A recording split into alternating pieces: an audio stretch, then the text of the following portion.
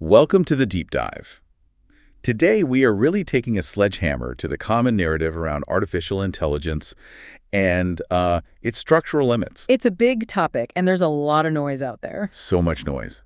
We're diving into a working dissertation preprint by Erickson Katz titled, very appropriately, Conversational Thermodynamics, a corpus-based framework for benchmarking AI. It's a mouthful of a title, but the idea is powerful. It really is. Our mission here for you is pretty simple. We're cutting through the glossy marketing, the hype about superintelligence, to ask a more fundamental question. What actually keeps these things stable? Exactly. What dictates whether these massive AI models remain coherent and, frankly, useful? Katz's paper argues the answer isn't technical, it's physical. He calls it conversational thermodynamics, or CT. And that's the core idea, the big reframing we need to get our heads around today. Right. This paper positions informational thermodynamics, which is basically the physics of meaning, as a foundational planning science. And it's not just for language models. Not at all. It applies to any recursive cognitive system. So a machine, an organization, even the way a human mind processes really complex data. And this is where it immediately flips the script on everything you hear in the news. The big takeaway from CT is that stability. It's not about just adding more intelligence or throwing more data at the problem. It's not a scaling issue. It's not. Stability is, and this is the key phrase, a thermodynamic achievement. We're going to unpack this radical idea that AI is governed by the basic laws of physics, specifically the physics of meaning. It's a huge shift from computer science to physics. I mean, if you think about regular thermodynamics, you know that disorder, entropy, it always increases. Things fall apart. Things fall apart. Heat dissipates. Complexity breaks down. This framework just applies that same inescapable law to information itself. Okay, so let's unpack that foundational framework. If we're going to accept that information is governed by physics, CT has to see it as an energetic substance. Right. It's not just abstract bits. It has a measurable load, a cost to process, and crucially, it dissipates. It decays over time. Meaning itself is modeled as semantic energy that this system has to work to preserve. And to make sure this isn't just, philosophy, they had to instrumentalize it. They had to give it units you can actually measure. So they use these three physics-based concepts. The first is informational potential energy. Exactly. Let's just call it potential energy. Think of it like the charge in your phone's battery. It's the usable energy the AI can convert across its reasoning cycles before it starts running on fumes. That's the pool of good, coherent data it has to work with. That's it. And as the conversation goes on, that energy gets drawn down. Makes sense. And as it reasons, it enters what they call different cognitive thermodynamic states. These states just represent the load, the strain, the informational pressure the system is under. Like an engine overheating. Perfect analogy. If the potential energy gets too low or the load gets too high, the system enters a state of strain and things start to go wrong. Which brings us to the third concept, which really feels like the key to its survival. Entropic resistance. It's the system's built-in ability to just withstand falling apart, to resist that inevitable creep of disorder and ambiguity. So a system with high resistance can stay coherent for longer, even when it's under a lot of strain. Precisely. What's really fascinating, though, is how universal this all is. We're talking about LLMs, of course, but the paper argues this applies to so much more. Oh, absolutely. The scope is huge. The authors say this framework is critical for analyzing, say, the stability of a big company, or complex legal reasoning, or even how a hospital makes clinical judgments. Any system where meaning has to be preserved over time. Yes. In every one of those environments, the structure of meaning is a dissipative structure. It will decay without a constant input of energy to correct it. So if you want a stable system, whether it's a machine or a human team, it's not just about smart planning. It's about thermodynamic efficiency, managing the entropy. You have to engineer it at the energetic level. Which brings up the big question. Yeah. If the system is constantly losing this semantic energy, where does it all go? And that's where the optimism starts to run into a wall of physics. Right. And this is where this deep dive really challenges the AGI narrative. The main conclusion of conversational thermodynamics is that what we see and call intelligence in these LLMs, it's not a permanent intrinsic property of the machine. It's a phase state. It's a thermodynamic phase state, a temporary, transient configuration of low entropy that, this is key, only exists as long as humans are there, supplying the grounding. Supplying the semantic energy to hold it together, it's borrowed brilliance. It's borrowed brilliance. And that's why the limitations we keep hitting, the hallucinations, the inability to self-repair, these aren't just bugs that engineers can patch out. They're fundamental thermodynamic limits. The paper really hits three big questions. Why can't LLMs fix themselves? Why isn't AGI just around the corner? And why do current architectures fundamentally limit AGI?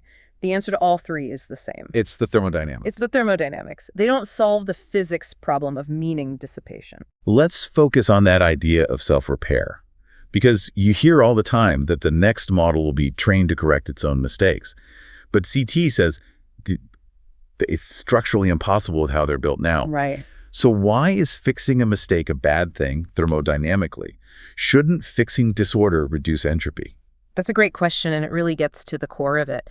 For a system to reduce its own entropy, it needs a stable external anchor, a low entropy reference point to return to. A ground truth. A semantic ground state, as the paper calls it. But an LLM doesn't have one. It's just a floating probability distribution, always predicting the next most likely word. It has no absolute reference for what's correct. So when it tries to fix a mistake, when it tries to repair something, it has to generate new internal information, new probabilities to overwrite the old ones. Every single one of those internal calculations introduces a tiny bit of new uncertainty. So every repair operation actually raises the system's total entropy. You're adding complexity to fix complexity. It's just thermodynamically forbidden to self-correct autonomously because the act of correction just accelerates the overall disorder. it's a massive constraint. If they can't fix themselves, they're always trending toward failure. The study even formalizes the laws that govern this decay. The first one is called synaptic drift. Synaptic drift. This is the one that everyone who's used an LLM has probably felt. It's the law of multiplicative semantic decay. It basically says that as a conversation gets longer, the model's fluency increases while its fidelity decreases. So it sounds better and better while making less and less sense. Exactly. It becomes incredibly coherent, authoritative, even confident, right as the content becomes totally unmoored from reality or your original request.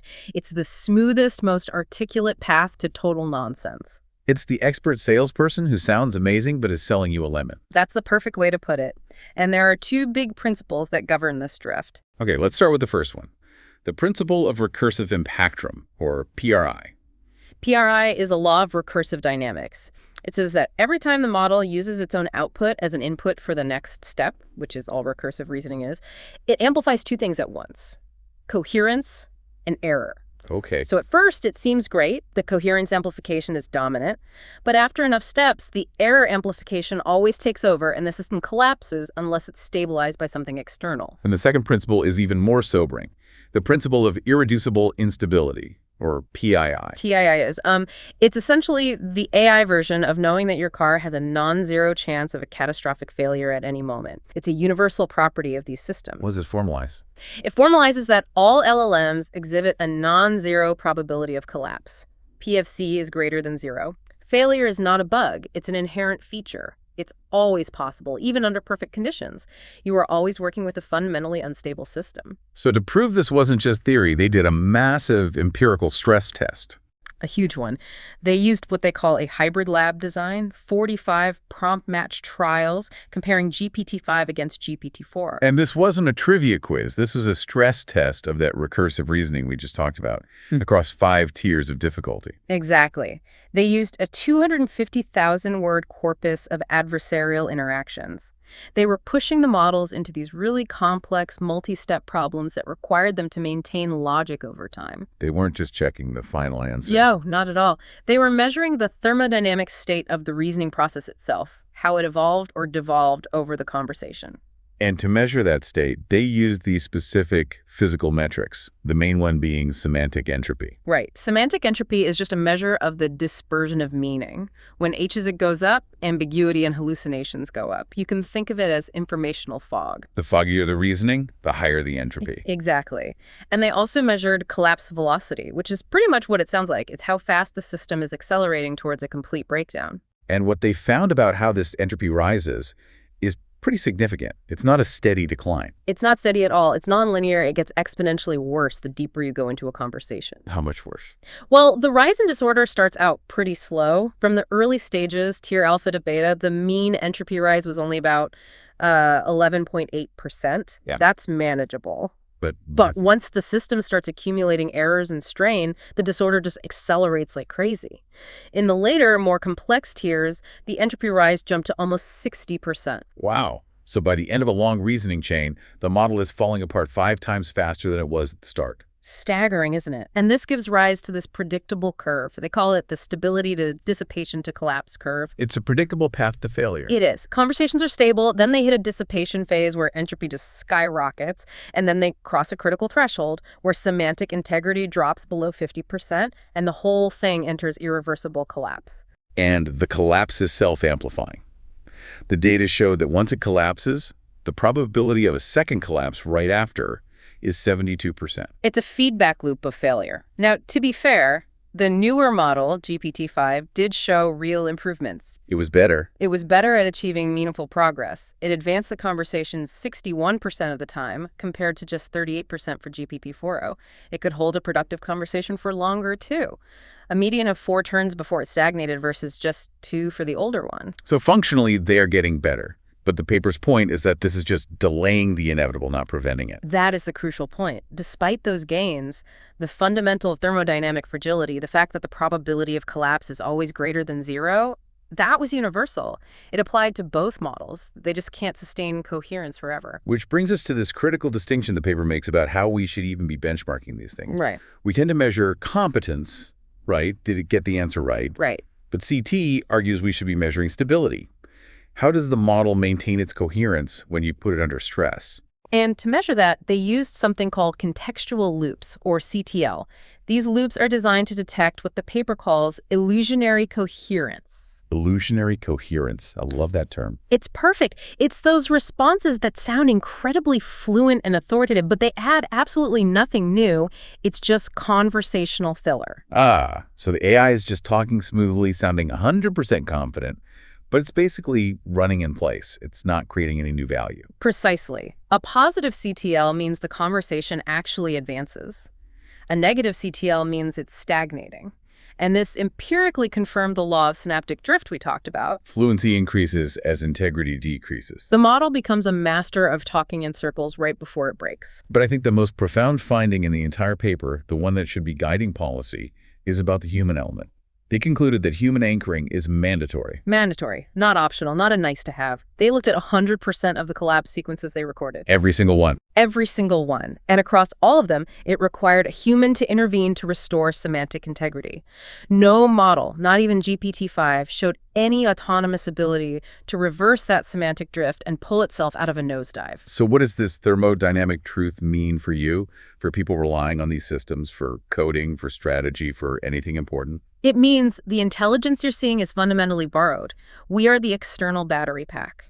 Human intervention isn't just a safety check. It is the only external stabilizing force that can manage the entropy. If you're using these for mission-critical decisions without that anchor. You are relying on a structure that, by physical law, has a non-zero probability of catastrophic failure. So the authors argue that responsible AI deployment needs to focus less on, content filters and more on entropy management and anchoring protocols. We need formal systems for when and how the human injects that new low entropy information to keep the machine stable. This has been an incredibly clarifying deep dive. Conversational thermodynamics really gives us this powerful physics-based framework for thinking about AI stability. It reframes the whole problem. It really does. It's not an engineering challenge anymore. It's a physical constraint. It's the physics of meaning. By laying out these fundamental laws, PII, PRI, the impossibility of self-repair CT, is basically saying that you can't just scale your way to generalized intelligence. Right. Adding more data, more compute, it might raise the ceiling of competence for a little while, but it does absolutely nothing to solve the underlying thermodynamic problem. The foundation is still unstable. So the idea that today's models will just get bigger and bigger until one day they wake up as AGI, this paper suggests that's just not how it works. There's a physical law in the way. A very stubborn one. So we'll leave you with this provocative thought to mull over. Since true AGI, if it's ever going to exist, would need its own internal ground state, its own semantic metabolism, a way to autonomously reduce its own entropy. And we know current systems are hardwired to do the opposite. What new physics and meaning would a truly viable AGI even need to be based on?